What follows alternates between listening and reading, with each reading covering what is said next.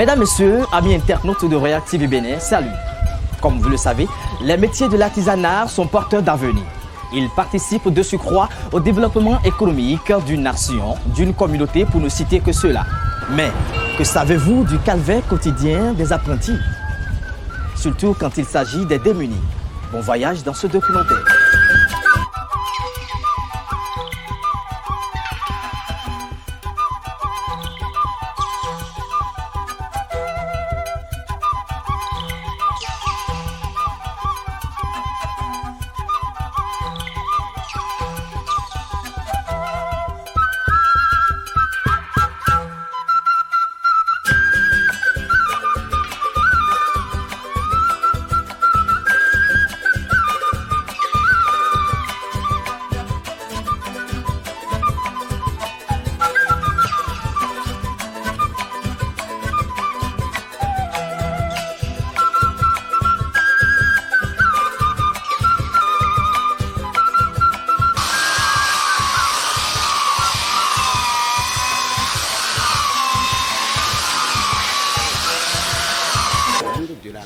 C'est un monde complexe. Quand vous rentrez dans une menuiserie, vous avez un dispositif mécanique très important. Et, par exemple, l'endroit où nous sommes ici, de part et gauche et de part et d'autre, vous avez la scie à ruban, la raboteuse, la décougisseuse, la mortaiseuse, mécanique, la mortaiseuse à colonne, cire circulaire, multiples fonctions, des perceuses, c'est innombrable. Chaque machine a sa fonction. Ça dépend de ce que le menuisier veut faire avec le bois. Donc il intervient sur chaque catégorie de la machine.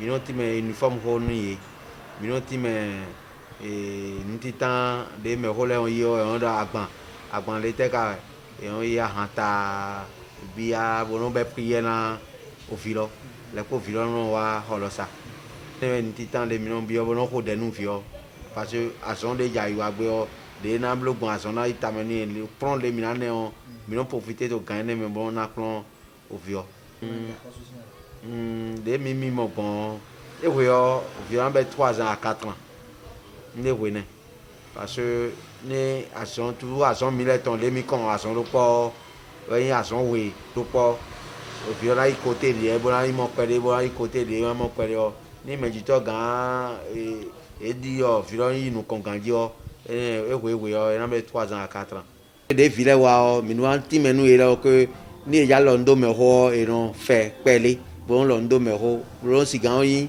so meton yin susu nu me ni o tu e je ne je ko yo ka be wa so me on e ron e mo mi on e ron ido pele bon sigan do ya mi lo que kan mi ton le me ho mi ton le ni o tu e on blo mo ne.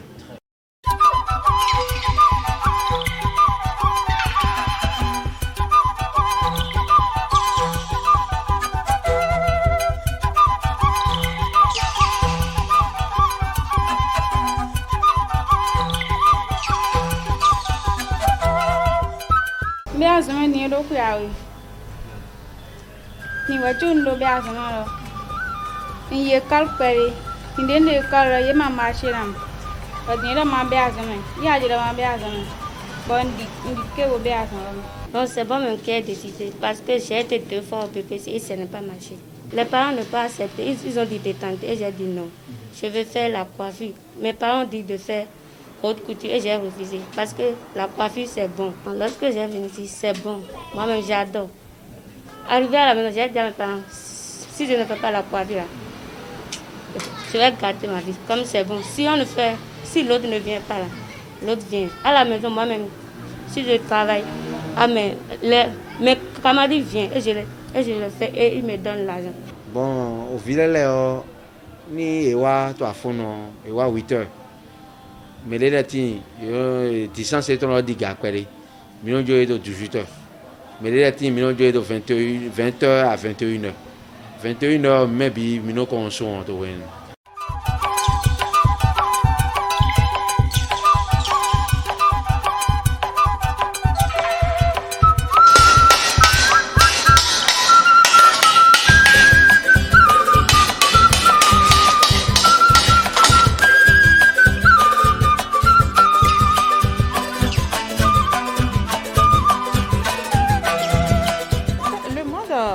L'artisanat, c'est un monde formidable, moi je vais dire.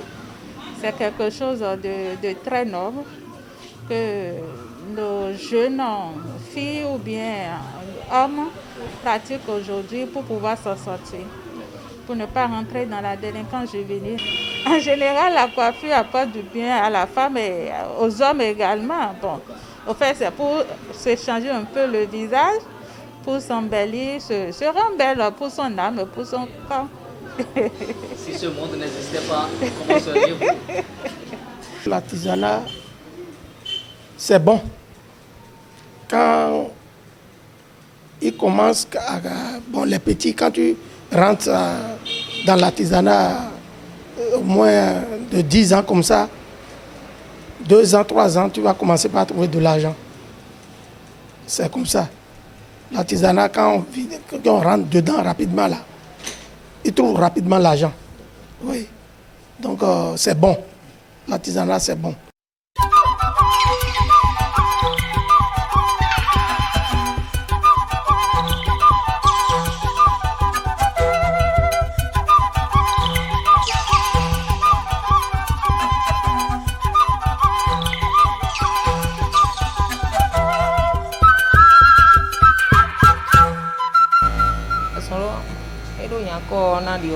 Parce que les médias d'ailleurs n'ont pas son dos pour comment le faire.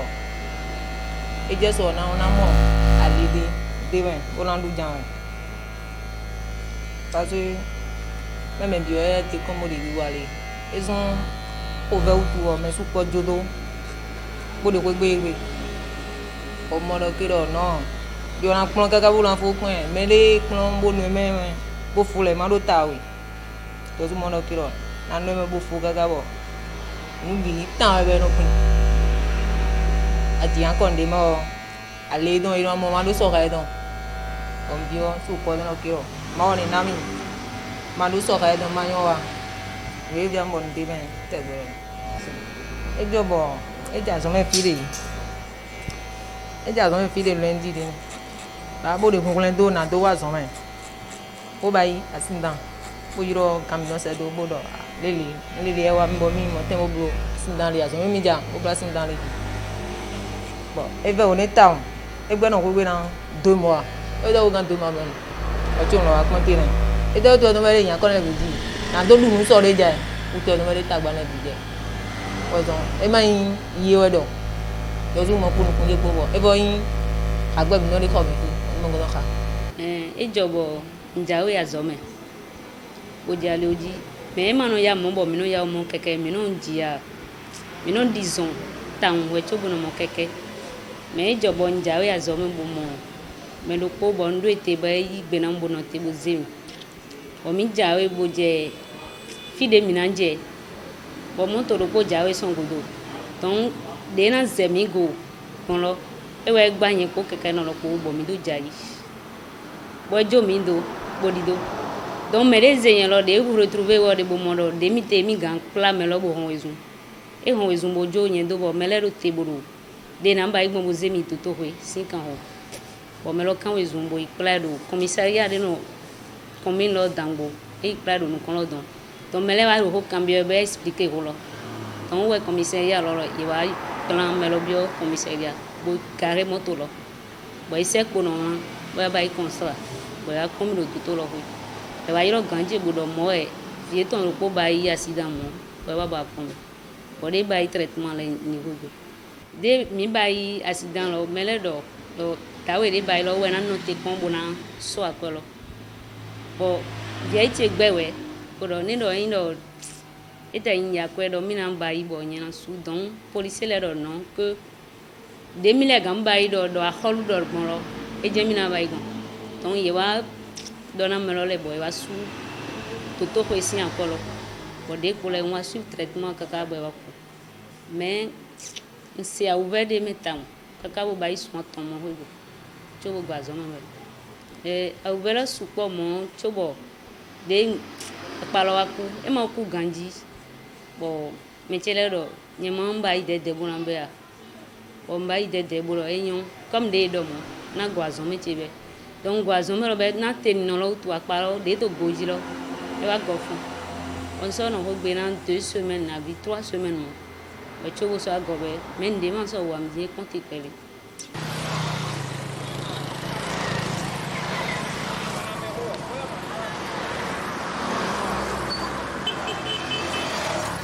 No tu lo ya ko de ne mi ja ne mi je hu ye ne mi ja ye ma na o ka ka ko do ka ya sa me ne ndu ko ya na we bu lo du nu ya sa me na wa do yo zu e o ka zo mi no ba gba le ji me de le aze we mo na ko no de jiro ye le ya we e jiro ya se e jiro ya vetoli bo wa sa me do me de la ba ze bo ba de inte manga an fa mi no mo ka zin ro mo na wa so no me do mo mi bo je we mo nya mi bo no di an ko ro o cho mo de do we l'autre n'avait pas de le mouine si peren no bia so mai no ito ko ka je ti nyo gbo we ndo aso me nya o wa si aso me ra bo ya ma mo keke mo pe ya lele ni odo merote ye mo zi merere ye mo gbe magado ndi mo gbo we ndo aso ro me non pas un doigt sur l'homme et en oui il 8 00 yan wa en wa 8 00 un manche ni un jeji et mon oui même na azu e mando nyankara esien tra kon fibi yere e mando kali ni mi nya sama azu ye no ba ko yan de le mo na mi bo mi no duna do moli e na mo ko mo ze ka ku ami nyankara ta kon fibi se tra Pese mona mi kwe kola mati nde nyankara jidia no le nukono dide jirabe ya zuna jiya kaka ma dide ganjira de le sundo bono mo ko e dona lo mi ede le ya zuna mo che janwe nyankara njire e ma nya gba nkun no do mo do dide ji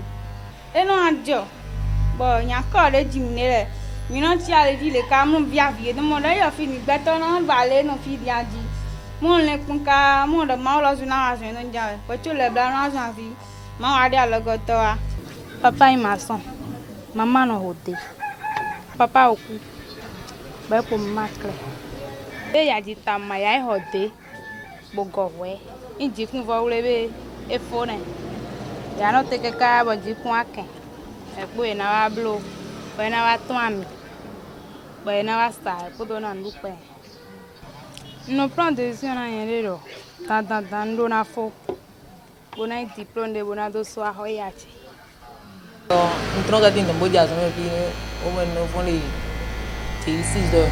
Nous avons dit que nous avons fait les 6 heures. Nous avons fait les 6 heures. Nous avons fait les 6 heures. Nous avons fait les 6 heures. Nous avons fait les 6 heures. Nous avons fait les 6 heures. Nous avons fait les 6 heures. Et nous avons mis une occasion. Occasion de voir un peu de temps. Mais nous avons et donc parfois elle me dit me révoquement. Qu'est-ce que parfois et ma banu ko yi me donne. Par exemple, les gens connaissent le dio. Par exemple, ti jawe ni. Idele no agbe fo gbe ma o le ugbo son. O ti kun be o. Akan no fin ko mburo. Mi ga gba so me gbe ni lo no. Idele vo no be won ro. Mi ga gban ni mi de o mi wa ndo donc be mo vo no wa ni. So igbo ni gbe an lo ti lo mo no jeni. Ni ko ye no jeni mo no wa so mo no ni. Ken lo to men dia. Nen ja para na me dia. Wona photo e apete nkona bena munene ola pada don wo fia leke elayon wo fia elayon les difficultés racontées si je tiens ils n'ont pas d'occasion si tu demandes à les autres occasions ils refusent pourtant ils te prennent mais on te prend ils vont te draguer que je t'aime ici ils racontent les patatas.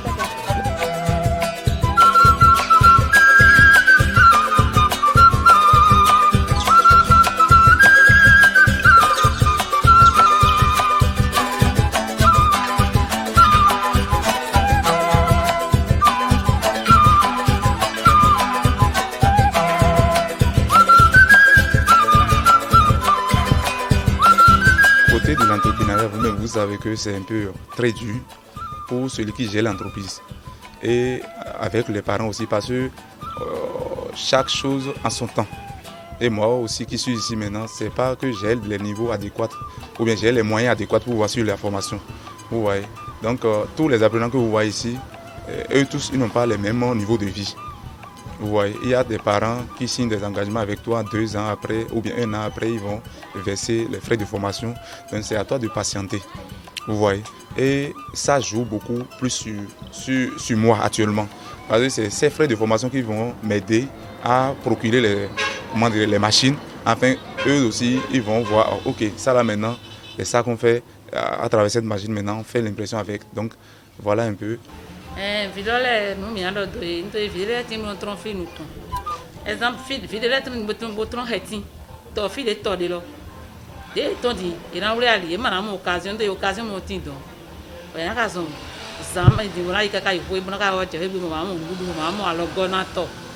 ene wa nya ko re no ndo e ta no e te te ko me no tron no ko le wa zo me lo le me de ti ma mo ko bo wa bra so no ho vero ko zo na ka ho bi e do e te wa ya do ma yi ko wa ra go alo ra yi nya ko re no wa ni mi vere ni mo do flo se mo do no do e do e te ko ta eto e me so so me fi le di o me ji to la e na ze fi lo wa bra do ma do ko ini e de mi no obligé na mi no ni e do na e de jan we to ya lo le bi ma so zen fide o dagbere je gbigbe no me le bi je mi nga go alo na me ma ga do no de ma do ko ti ma na yi fi lo mi na yi ona go alo na ene so godo ete ayin de na ena flim bi côté mi de osu mi tun alors attends lycée Sogbia donc là où il y a bien il y a aussi mal donc lycée alors comportement ou aller ligne de poids donc et parents de la vidéo là dans d'autres bon et à dire que tout bon bien France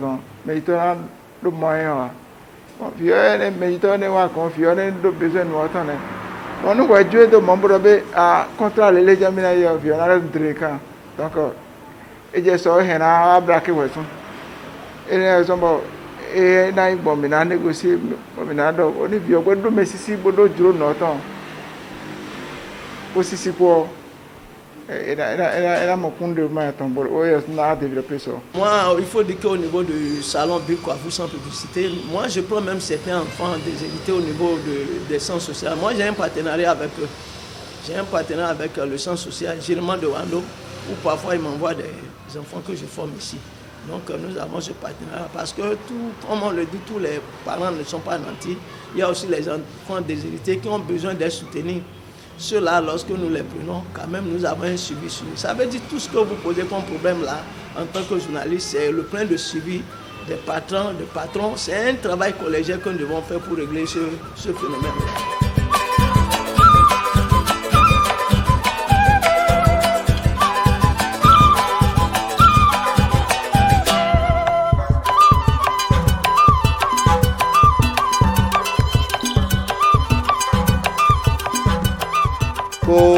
Mi ton ko mi de ni mi mo ti sans game ido mele mi do azon e game ido mele vlavo mi de mi no na e su mi no na e kwere na ndo do keke na ma auto kriyan de ba ka auto mele ba leji na sun sire nu aze boroi parce ni sun sire ze bo sun sire klo e o egu mi de bo gu meji to lewe.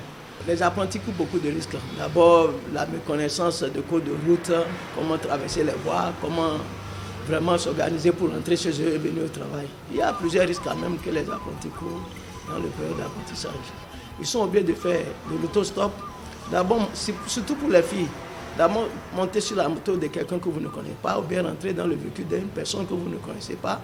Le risque là est que, d'abord, l'enfant risque de se perdre et l'autre risque encore qui est grave, quand c'est une fille qui est mineure, il y a le risque de viol. De temps en temps, les gens, parfois les filles sont obligées de monnayer les corps par rapport aux moyens de déplacement. Donc la personne qui les prend trouve un moyen pour les faire des coups. Comme la fille n'a pas les moyens, elle est obligée d'accepter. Les petits garçons aussi sont parfois obligés de monter sur la moto ou bien dans le véhicule des gens qui ne connaissent pas. Et après on parle de père des enfants, que les enfants ont été volés, ils ont fait ci, ils ont fait ça. Parce que il y a aussi, il faut dire qu'il y a des parents irresponsables qui envoient les enfants mineurs en apprentissage. Les enfants à l'âge de ne pas apprendre, ils sont très petits, ils n'ont pas un suivi, ils s'arrêtent au bord de la route pour faire de l'autosport. Voilà la distance qui les sépare de leur lieu de travail et la maison, c'est vraiment beaucoup de risques que les enfants courent.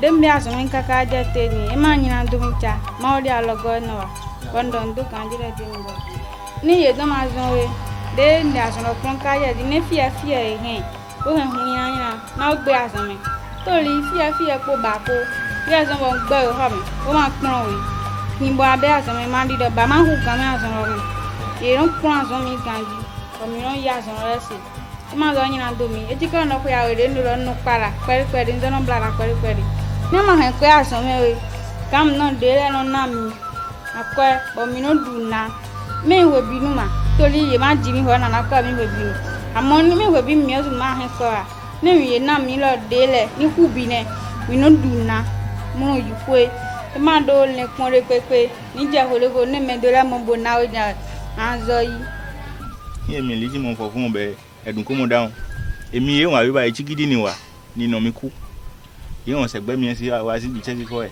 bo ba mi ko wa bi were obi mi on ke te bere mi to be a gbon mi ni wa bi layin kankan titi gbe die titi ko lole titi diplôme no wa to ni se wa lole sin se gba diplôme ti wa bi do ni le mo bayi nko le nikan me ndupe fọ́lọ́run ere wa be taun ọmọdé won eni akoche lo ni bayi lọ́lọ́run bayi e won ko mara chan ere wa lẹ́yìn ọ̀la saka je titi lo ni.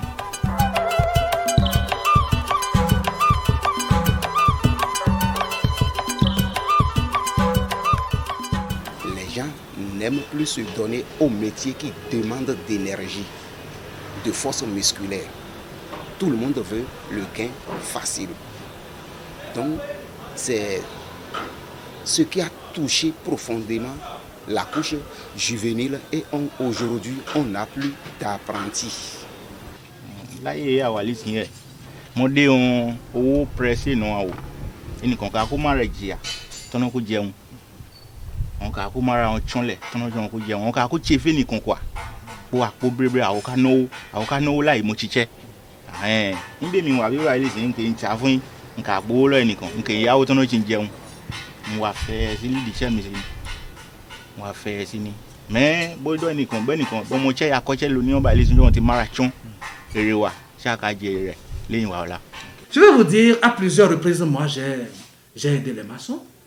Je suis allé au Nigeria pour les aider, pour pouvoir trouver de quoi subvenir à mes besoins. Surtout quand je suis au collège et à un certain moment donné, il faudrait quand même que, quand on dit journée culturelle, semaine culturelle, dans le temps, il faudrait quand même... Moi, je n'ai pas eu le plaisir d'avoir des parents qui me cousent des habits tout le temps. Mais à un certain âge, il faudrait quand même chercher à paraître un peu. Donc je vais travailler dans le week-end pour moi, je vais laver les habits. À ceux qui sont un peu plus nantis, je les repasse, me donne de quoi vraiment subvenir à mes besoins pendant la semaine. Et le week-end, je reprends le même manège. C'est dans cette situation que j'ai eu le BPC, c'est dans cette situation que j'ai eu le bac. Mais aujourd'hui, je suis titulaire de master. Vous voyez? Et aujourd'hui, ce que vous me voyez porter là, c'est Blisco. Ce que je ne pouvais pas porter dans le... Je ne pouvais pas. Ça dit, je ne pouvais pas.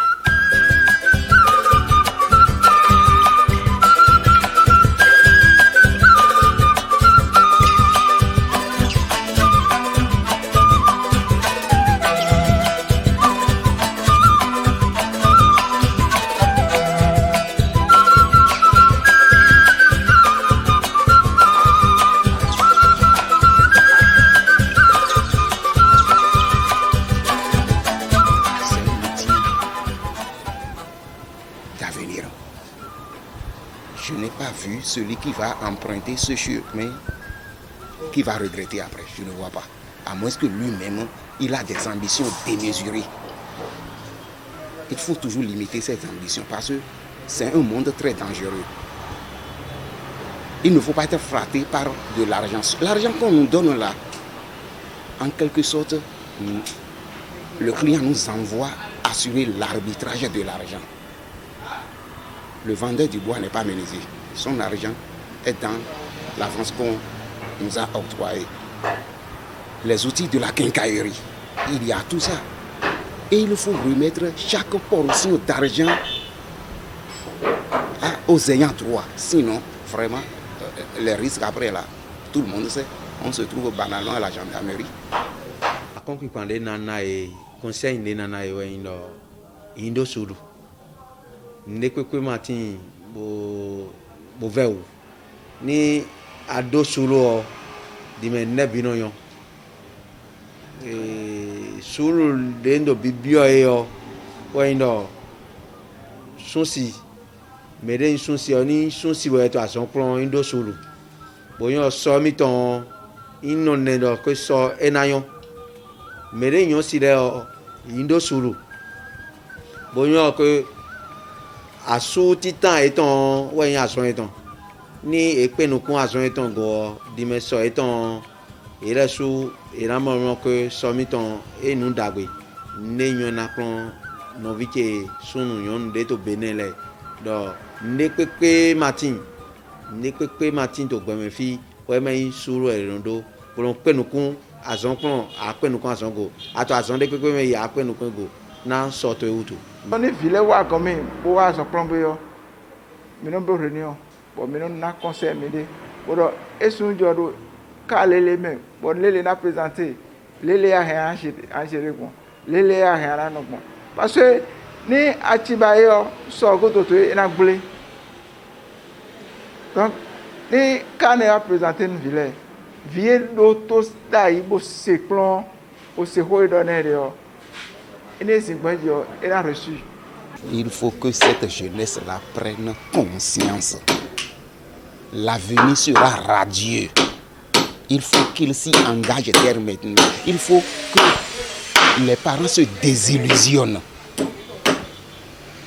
On a tout, Dieu nous a tout donné.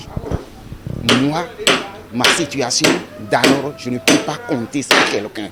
Franchement, j'ai traversé des ravins de difficultés. J'étais à un moment de ma vie où j'étais en face de la mort.